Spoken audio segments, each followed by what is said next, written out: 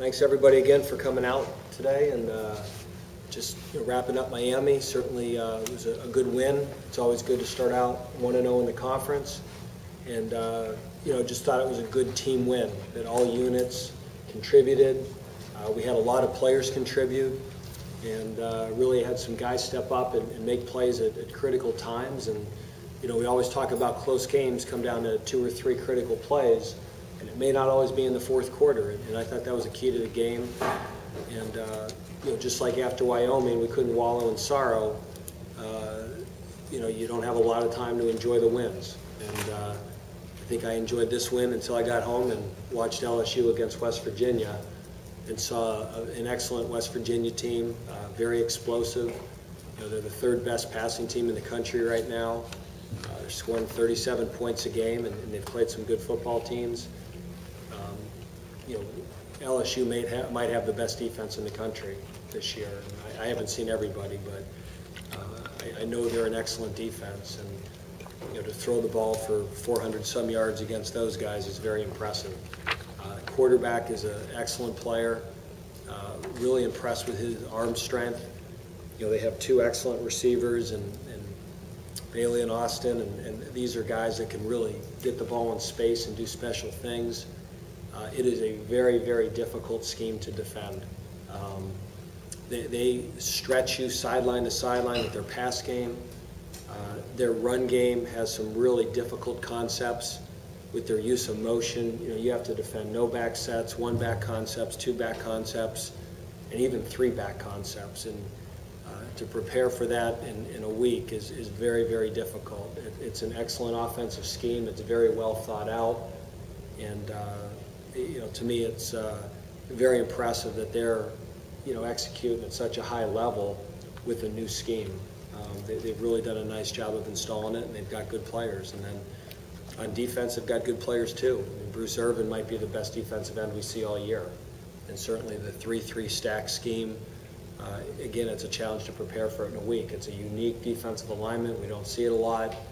And to prepare for all the blitzes and movements and different things they do in 1 week. Not only are you playing against an excellent football team with really good players, but you're trying to prepare for and defend against 2 very unique schemes that are run well. So it's going to be a great challenge for our program, great challenge for our team, but we're excited about it. Our guys always get excited to play in these games and on a big stage. So we're looking forward to it and excited to get down there.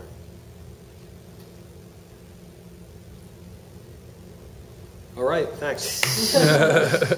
Dave, will you talk a little bit about where this game comes up in the schedule? You've opened the MAC schedule with a tough team in Miami. You know that on the back end you have Western, Temple, Toledo. But will you just talk about your feelings of where this fits in? I mean, the schedule's the schedule. I think when the schedule first comes out every year, in a perfect world, you play your 4 non-conference games, and then you get ready for conference play. But when the schedule came out, you just looked at that Miami game as a critical game. That if you can start out 1-0 in the conference, now this game's at a great time. And if you had lost that game, I think this becomes a tougher one, just because you're already behind 1, and you got 2 weeks and before you get back in conference play. So the schedule, again, it's made well in advance, these non-conference games, although this one was a little bit unique how it popped up. I think the timing of it's fine. Do you approach it any differently than you would, knowing that, and especially knowing that the MAC schedule that follows is Western, Temple, Toledo? No, I think that we try to keep a normal routine. I think any time you say to your players that because this game is not a conference game, it's not as important, you just set yourself up for failure. That's you can't give your guys ever give them an out. I mean, every game is important to us.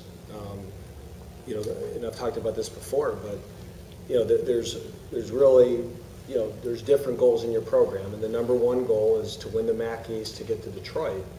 But another big goal of our program is to go to a bowl game every year, and to try to become bowl eligible. All these games count the same, and so And this is also one of those games, and we get one or two of them a year that we give ourselves an opportunity to try to get respect nationally. And, certainly, Temple's win over Maryland last week, I think, helped the conference. And, 2 years ago against Missouri, we had a shot. Last year, we did not perform well at Michigan. Next year, we're going to play Florida and Virginia Tech. So, these are those opportunities that you get to play in front of a lot of people and try to earn respect nationally for your program. And we certainly want to take advantage of those opportunities. Against a team like West Virginia, I mean, how do you protect your guys from being intimidated? It's football. They got to go out and play.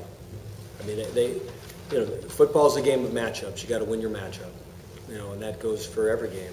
And when you play a team like West Virginia and they have the players that they do and they recruit at the level they do, those individual matchups become a little bit tougher. But it boils down to guys got to go out there and play hard and do their job. And if they back down in this game, that's not a great indicator for the rest of our season. I mean, just as a football player, you got to go out there and you got to win your matchup. And sometimes the matchups are going to be tougher than others. But this is a great game that you find out a lot about your football team. Who are the guys that, it's easy to start this game when the thing kicks off, but who are the guys that are going to fight and battle and compete for 4 quarters? And not because it's easy, because, the rest of our schedule, we've got tough games too. So, these games are great challenges, not just for our program and our team, but there's some great individual challenges. And, guys got to rise up. It's the only choice they have. Coach, you got a nice road win last week. How do you prepare a team to go into, another hostile environment with however many thousand fans they're going to have there? You play a lot of John Denver music. So, anyone who grew up in the 70s, I think we're all closet John Denver fans, so this has given me a great excuse to play country roads a lot. So, but, you prepare them for the noise in practice. You prepare them for the, it's going to be louder. It's going to affect your cadence. You work, we play a little bit more music in practice, and there's got to be a lot more nonverbal communication. A lot of times in the venues we play in, you can communicate verbally and confirm calls and signals and things like that. And you get in a big stadium that they're going to have 60, 65,000 people and a loud band and playing louder music. You just got to really work hard on your nonverbal communication, make sure everybody's on the same page. Dave, you said the players have to approach this game just like they would on any other game. Does the coach do the same thing? I think so. I mean, there's normalcy in our routine. I mean, there's certain things that we try to accomplish on Monday, Tuesday, and Wednesday. I don't think you change that up. I think, like any week, you prepare for their scheme. So the way that we attack an over defense is different than how we attack an under defense, which is different than how you attack a 3-3 stack. So, there's game planning involved for what we're going to see on offense and what we're going to see on defense. But I think anytime you radically change it and say, well, because you're playing West Virginia or you're playing an AQ BCS school, that you're going to change your approach. Your approach should be your best approach every week. And I think if we would come out and say that we're going to do things so much different this week, guys, because of who we play, it sends a message that you don't believe in your team, and we believe in our team. Are there decisions that you might make that would be different this week than last or next week? I'm thinking maybe personnel decisions. I mean, those become hard decisions, because, but I'd like to think if a guy can go, he can go. So, I mean, last week, Chip Robinson, we certainly didn't hold him out because it was Miami. If Chip could have played, he would have played, and I think the approach is the same this week. But, I think those decisions are more based on where you are in the season than necessarily who you play. That if a guy is 60% and it's game 4, you don't want to push him through and have him be at 60, 50% the whole year. Whereas sometimes I think if you get to game 8, 9, or 10, they're about to get a pretty long break afterwards. So, I think that's more a function of where you are in the year than necessarily who you play. So if a guy can go, he's going to play. We're not going to hold him back because it's a non-conference game. So I think the door's open here. Who do you suspect won't go on Saturday? Well, a lot of it, we just finished today's practice, and we hope Anton can go. We hope Chip can go. Those are guys we hope can go. But if by playing them we jeopardize the rest of the season, or if by playing them we're just going to re-injure it and now we never get them back to the level we need them, we're not going to play them. And we're taking them with us, and those might be game time decisions. Chip last week was a game time decision. He went out during warm-ups and ran around and did some things. And if he came back and said, "Coach, I feel great, I feel I can go," then we would have played him. But he didn't feel that way. So I think those are probably the guys. The big three right now for us are Cameron Truss, Chip Robinson, and Anton Samuel. And all those guys will be making the trip. We're hopeful all three of them will play and can play. But we're all three of them, and this is not gamesmanship. If I knew yes or no, we're going to take those kids right off the kickoff and see how they feel. And if they feel like they can go, and one of the benefits of a non-conference game is in conference you can only travel 66 guys. So, in a non-conference game we're not limited. So to dress them and have them ready, it doesn't eliminate somebody else dressing. So in some ways, having it be a non-conference game, it allows you to wait on the decision longer than if it was a conference game. Now, it would affect special teams depth and things like that. You mentioned Cam Truss last week. You threw Daryl Hunter into the fire for his first game. After looking at the film, how did you evaluate his play? For a true freshman in his first start, he played awesome. Did he do everything perfect? No, but he did not back down. He tackled, he covered, he was aggressive. He did not have that deer in the headlights look. I was really proud of how he played, and he's a guy that he competes hard in practice, and you always hope there's carryover, and there was carryover. He played hard, and again, at times did he not play the right technique, or at times if there was a better thrown ball, could he have been beat? Yeah, but I thought the one swing pass they threw in the fourth quarter that he came up and he was one-on-one in space with a pretty good tailback and wrapped him up and got him on the ground. I love that play because he was aggressive and he tackled and he wrapped up and he played really well. So, you'd love to get Cam back, and now you've got some depth at the position. But he played really well. I was really proud of him.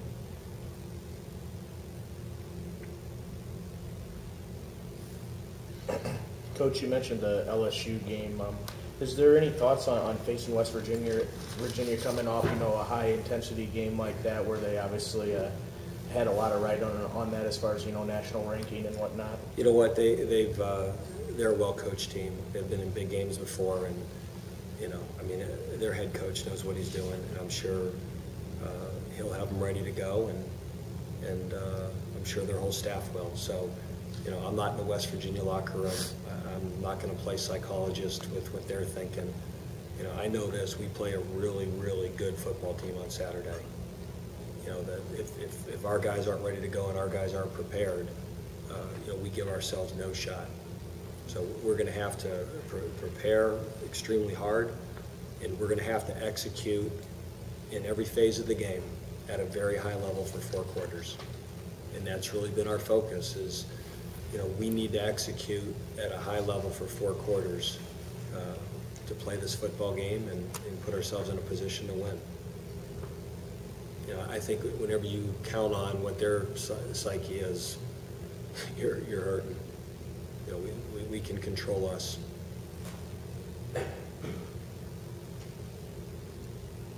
Anything else? Since no one else is going to ask the extra point from the team up north, I won't ask you about that specifically, but I will ask this. In a situation where you see a decision that costs your team a game, what would you like to see done in that situation? You'd like them to get it right the first time. And that's I think sometimes what people maybe on the outside don't realize, and I think you do realize because you know what we do and what our routine is, but the amount of work that goes into a season, the amount of preparation, the amount of time, and to play a game like that on the road, and to play at a high enough level that you're in a position to win the game, and to have something that should be correctable cost you the game, it hurts. So, it's there are rivals, and we compete against them, but I do feel for them on this because, what happened to them wasn't right. It really wasn't. That with technology today and replay, that should never have happened. And it's a little consolation an hour later to say, hey, we made a mistake, sorry about it. I mean, it's, so that I don't think after the fact there's anything you can do. I mean, it's, there's a lot of calls that after the fact you go back and you start correcting scores in games. I mean, it'd be, but it's, it wasn't like it was a tough, it didn't appear to be that tough of a view or a call. I mean, I think just amazing that they didn't get that thing right at the time. So I feel bad for them because they, and who knows if the rest of the game plays out differently, but, through no fault of their program and their players, they were put at a major, major disadvantage. Did you find out about it when you were watching the WVU game at home Saturday night or otherwise? I really didn't find out about it until really the next day. That we didn't get home from Miami until kind of 8 or 9, and I was anxious to go home and watch the West Virginia game, which I kind of wish I wouldn't have done because I was in a good mood. And then when I watched those guys, you realized how great your challenge is going to be the night. And we knew that, but they looked really impressive in terms of how they moved the football. But I found out about the next day, and it's it's amazing that